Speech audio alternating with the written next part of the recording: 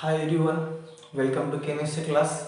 In our previous lecture we discussed about the colligative property, and first colligative property is our lowering of vapor pressure.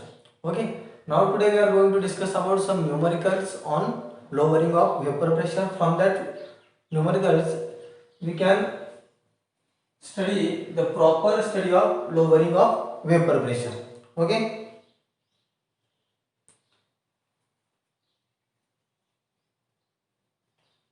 Write down the question.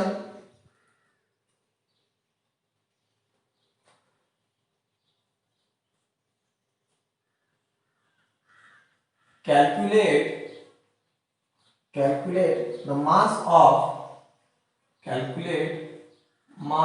of non volatile solute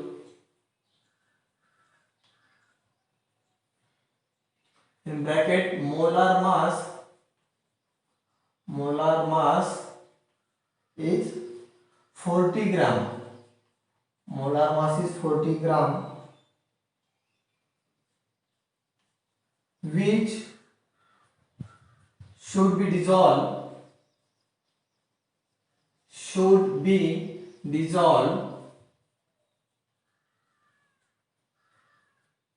in 114 gram octane. 114 gram octane to reduce its vapor pressure to 80%. To reduce its vapor pressure to 80%. Okay, we have to calculate the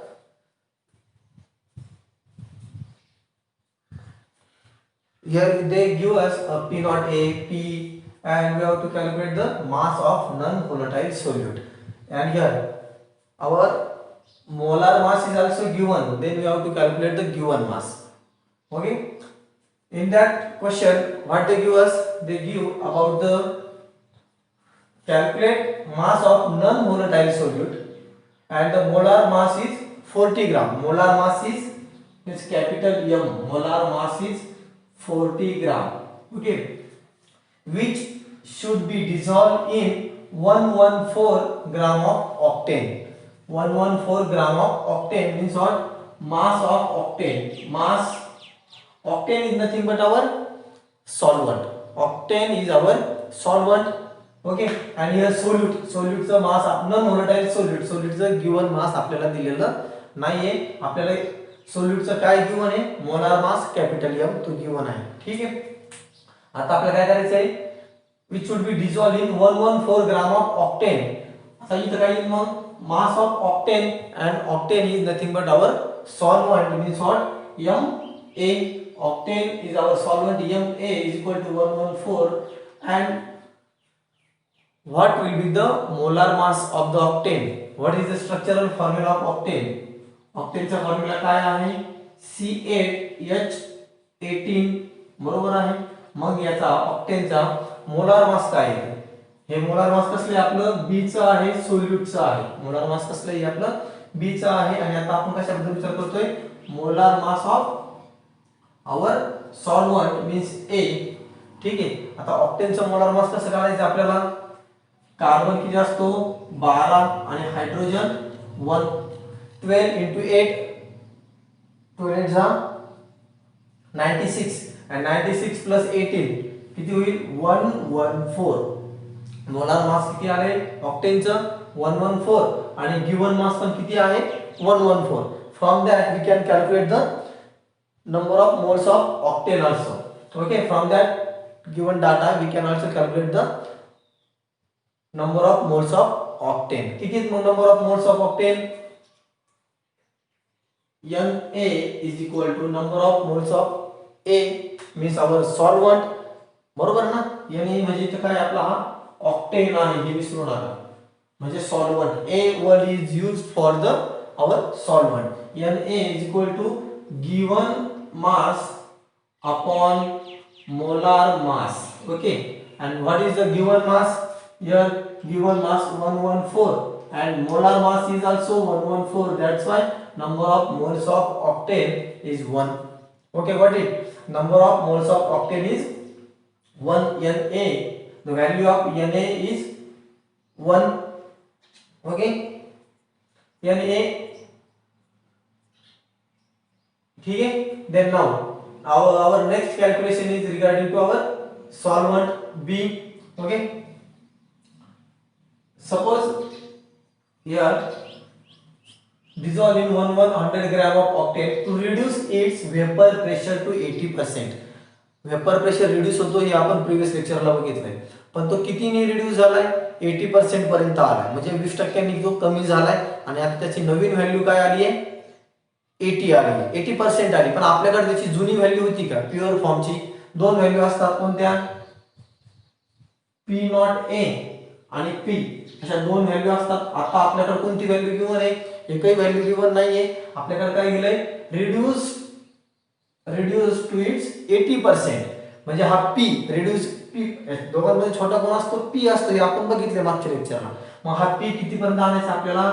80%. हा 80% आणायचा आहे, मग हा किती अजून केला पाहिजे आपण? 100. हा जर 100 असेल तर हा 80, हा जर 50 घेतला असता तर हा 40 घ्यावा लागला असता. ठीक आहे, पर्सेंटेज सगळ्यांना माहिती आहे. हा 100 आहे म्हणून हा 80. आपल्याला तो किती पर्यंत आणायचा आहे? 80% पर्यंत आणायचा आहे, म्हणून हा आपण 100 कन्सिडर केला. आले. इथं जर आपण 40 लिहिलं असतं तर इथं आपल्याला 50 लिहावं लागलं असतं. हे मॅथमॅटिकल कन्वर्जन सगळ्यांच्या लक्षात आलं असेल. ठीक आहे, मग आता आपला फॉर्म्युला बघा काय आहे आपल्याकडं? P not A minus P A upon P not A is equal to zeta B. आता असं काही नसेल की हा फॉर्म्युला कोणाला माहित नाही. फॉर्म्युला सगळ्यांना नोन आहे. फॉर्म्युलाला हा सगळ्यांनी आपण बऱ्याच वेळा हा फॉर्म्युला बघितला आहे. ठीक आहे, मग आता आपला फॉर्म्युला चेक करूया आपण. इथं झीटा बी च्या ऐवजी काय द्यावं लागेल आपल्याला? झीटा बी म्हणजे mole fraction of B means what? Number of moles of B upon number of moles of B plus number of moles of A. आले बरोबर? वरती number of moles of B upon number of moles of B plus number of moles of A. ठीक आहे, आता P not ची value टाकून घेऊया. किती पी नॉट ची व्हॅल्यू? 100 मायनस पी ए ची व्हॅल्यू किती आहे? 80 अपॉन परत पी नॉट ए ची व्हॅल्यू किती येते इथं खाली अपॉन 100 इक्वल टू.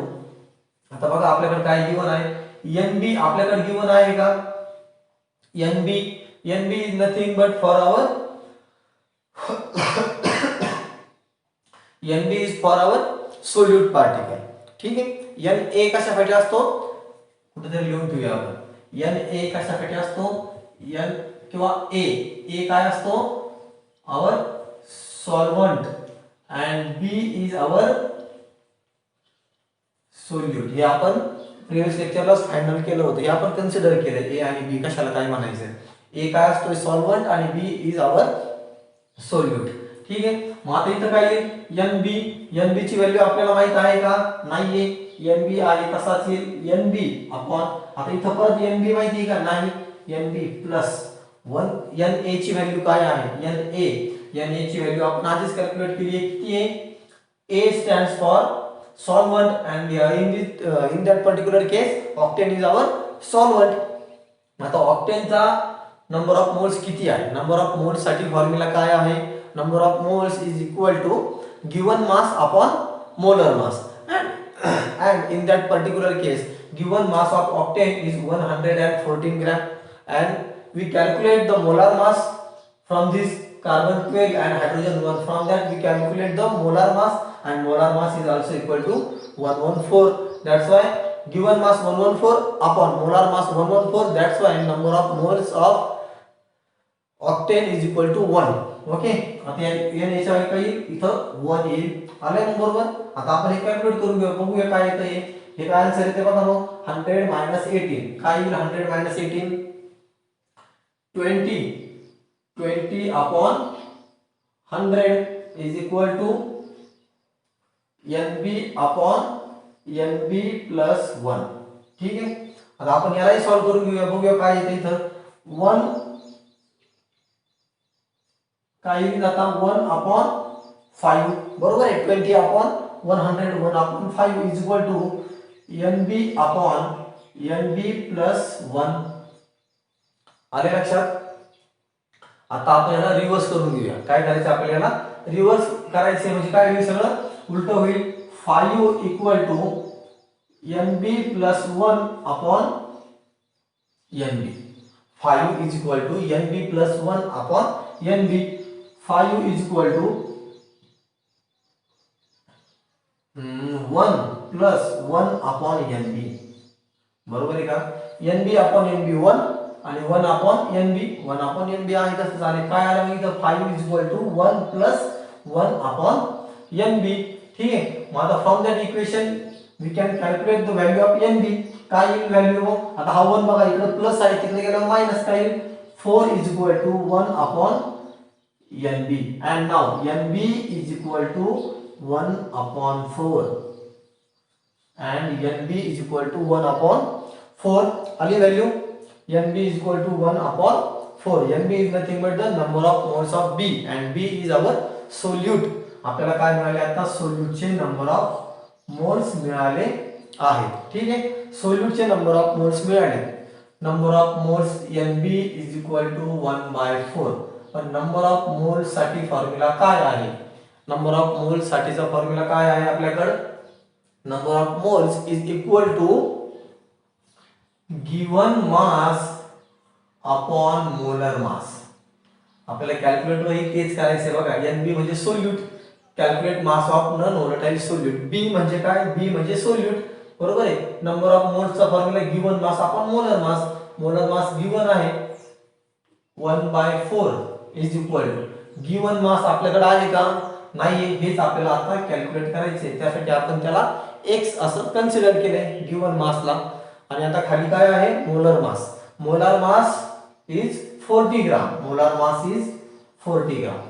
करूया कॅल्क्युलेट. मग बघा काय येईल? 40 इकडे जातील. 40/4 is equal to x. Then now x is equal to 10 gram. x is equal to 10 gram. हे काय आहे? आपलं फायनल आन्सर आहे. हा क्वेश्चन आपल्या JEE ला विचारलेला आहे.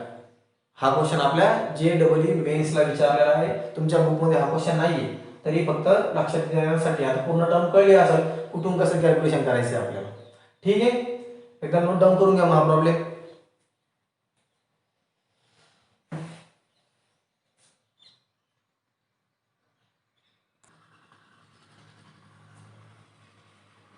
Okay, now our second problem,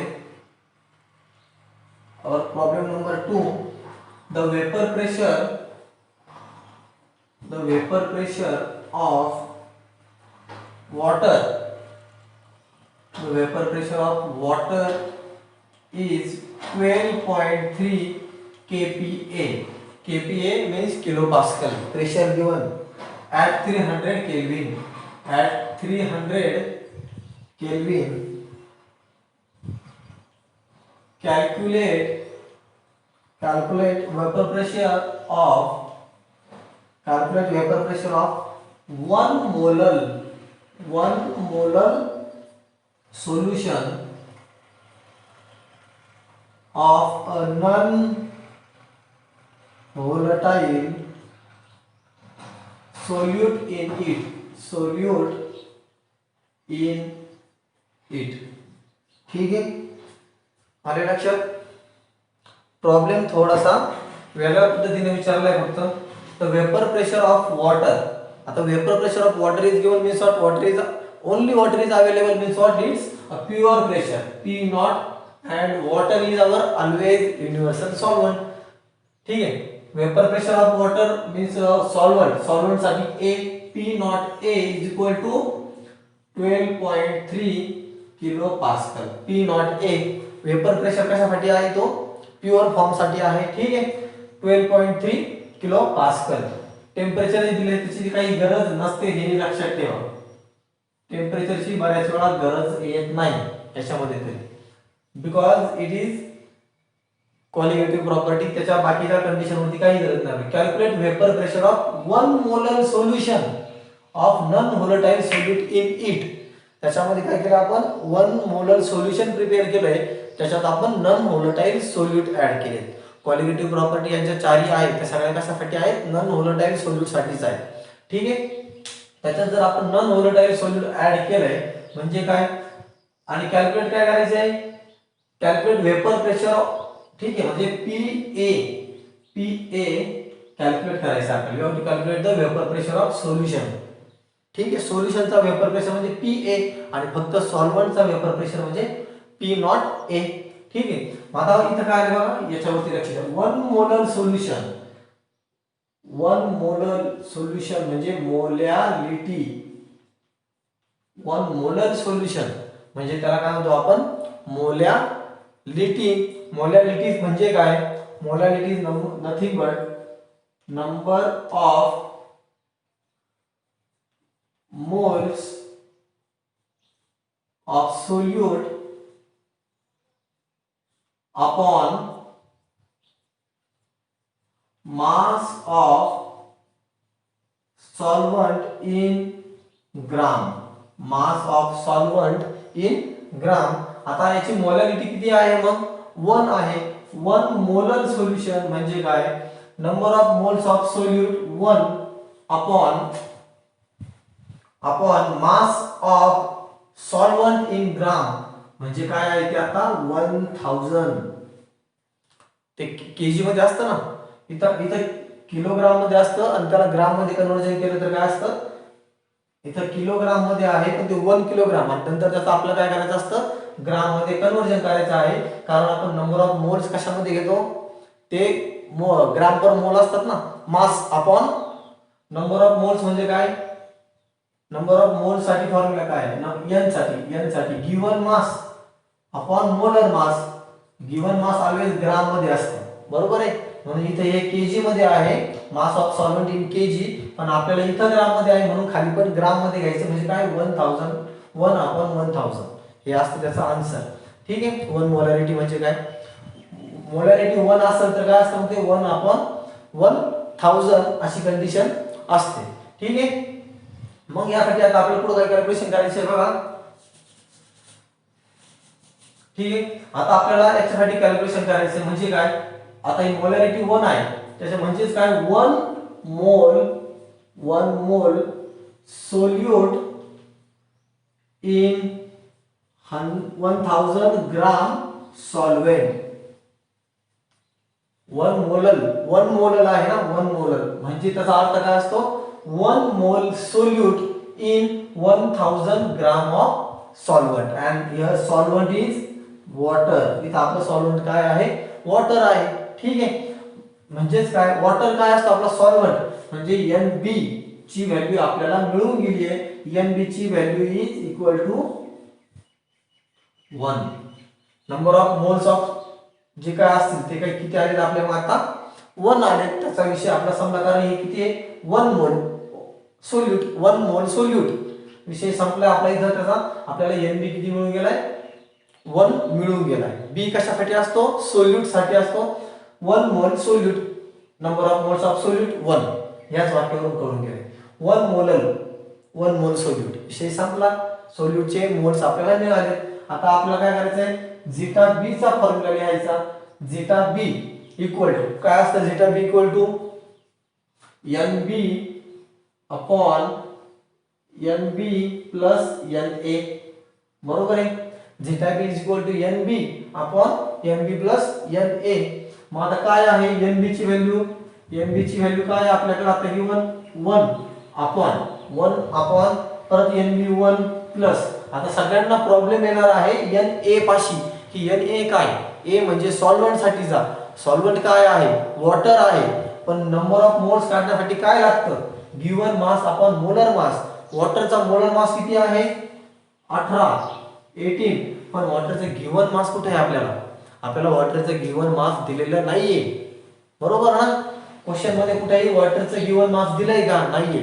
ते आपल्याला शोधायचंय. बघा कुठे, इथे in 1 kg, in mass of solvent in kg. हे जर 1 मोलर आहे तर इथे काय आले, solute in 1000 gram of solvent म्हणजे हेच काय आपलं given mass of water. Given mass of solvent जिथे काय येईल आपला आता 1000 आले बरोबर. आता ही आपली कंडिशन आहे. आता आले. याच्यावरून आता आपण काय कॅल्क्युलेट करू शकतो, झीटा बी ची व्हॅल्यू कॅल्क्युलेट करू शकतो. पण त्यापूर्वी आपल्याला काय माहिती, zeta B equal to P not A minus P A upon P not A माहिती आहे का नाही. Zeta B equal to P not A minus P A upon P not A हे आपल्याला माहित आहे. ठीक आहे. मग आता आपण कसं सॉल्व्ह करणार याच्यासाठी बघा बरं. याच्यासाठी सोल्युशन कसं करायचं आपल्याला, हे आहे आपल्याकडे काय 1 upon 1 plus 1000 upon 18 is equal to काय आहे, पी नॉट ए ची value 12.3 minus P A upon 12.3 आले लक्षात. आता इथून काय करायचं आहे आपल्याला, ह्या व्हॅल्यू फाइंड आउट करायची आहे. आणि जर आता तुम्ही तुमच्या कॅल्क्युलेटर वरती जर हे आन्सर कॅल्क्युलेट केलं तर ते तुम्हाला मिळेल 12.08 किलो पास्कल. हे कॅल्क्युलेशन तुम्ही करा. आता कन्वर्जन करता येईल 1000 अपॉन 18 आणि इथं काय येईल मग हे 12.3 इकडे डिवाइड आहे, तिकडे गेल्यावर ते मल्टिप्लाय होते बरोबर ना. हे 12.3 इकडे काय आहे डिवाइड आहे, तिकडे गेल्यावरती ते मल्टिप्लाय होते. ठीक आहे का, करून द्यायचं ते पण कॅल्क्युलेशन. ते कॅल्क्युलेशन नाही ते तुम्ही करा. आता इथपर्यंत सगळ्यांना येत आहे. ते 12.3 कुठे येतील, वर येतील आणि 1000 अपॉन 18 करून ते 1 मध्ये ऍड करायचं आहे. ठीक आहे. आता हे झाले आपला पी ए जो आपल्याला कॅल्क्युलेट करायचा होता. ठीक आहे. आता हाच पी ए हाच प्रॉब्लेम अजून वेगळ्या मेथडने सॉल्व्ह करता येतो. आता ती वेगळी मेथड कोणती आहे, तर त्यासाठी आपल्याला काय काय करायचं. आता वेगळ्या मेथडने कसं आहे, method second.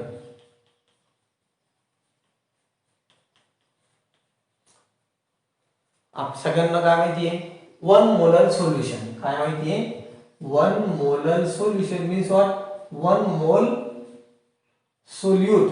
सोल्यूटचे number of moles माहिती आहे इन 1000 ग्रॅम ऑफ सॉल्व्हेंट आणि सॉल्व्हेंटचं गिवन मास माहिती आहे. ठीक आहे. मग आता आपल्याकडे फॉर्म्युला आहे राउल्स लॉ नुसार P A is equal to P not A into zeta A आले. आता बघा कॅल्क्युलेशन, मग आपल्याकडे गिवन काय आहे आणि अजून काय काय करायचं आहे आपल्याला बघा चेक करून एकदा. पी ए ची व्हॅल्यू अननोन आहे is equal to P not A. P not A कशासाठी असतो, सॉल्व्हेंट साठी असतो. आणि सॉल्व्हेंट काय आपला वॉटर, आणि वॉटर साठी पी नॉट ए गिवन आहे 12.3 इंटू झीटा बी. झीटा बी साठी काय फॉर्म्युला आहे, झीटा बी साठी फॉर्म्युला काय आहे N A upon N A plus N B. आलाय फॉर्म्युला. झीटा बी साठी N A upon N A plus N B म्हणजे काय 12.3 into N A number of moles of A. आणि A काय असतो सॉल्व्हेंट. सॉल्व्हेंटचा नंबर एन म्हणजे काय, number of moles कसे असतात एकदा पाहून घेऊ. एन ए म्हणजे काय, नंबर ऑफ मोल्स म्हणजे काय given mass upon molar mass. ठीक आहे. ए म्हणजे सॉल्व्हेंट, ए म्हणजे सॉल्व्हेंट. सॉल्व्हेंट काय आहे आपला वॉटर. वॉटरचं गिवन मास किती आहे 1000 अपॉन वॉटरचं मोलार मास 18 अपॉन परत एन ए म्हणजे 1000 अपॉन 18 प्लस एन बी. आणि एन बी ची व्हॅल्यू काय आली होती आपली 1 आली होती. 1 मोल ऑफ सोल्यूट. बी काय असतो, बी काय असतो सोल्यूट असतो आणि 1 मोल काय आहे तो सोल्यूटचा गिवन आहे. ठीक आहे. मग काय येईल आपला आन्सर 12.3 इंटू, आता हे आन्सर आपल्याला कॅल्क्युलेट करायचं आहे.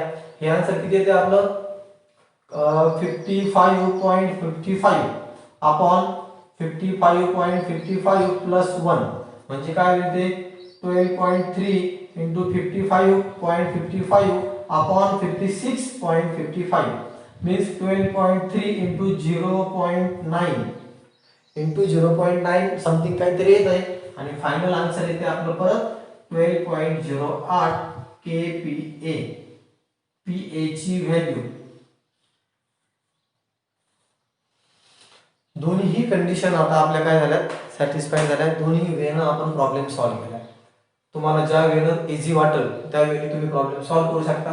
आणि एक क्रॉस चेक करायचा प्रॉब्लेम सॉल्व्ह झाल्यानंतर की PA ची value he always P not A पेक्षा कमी आली पाहिजे.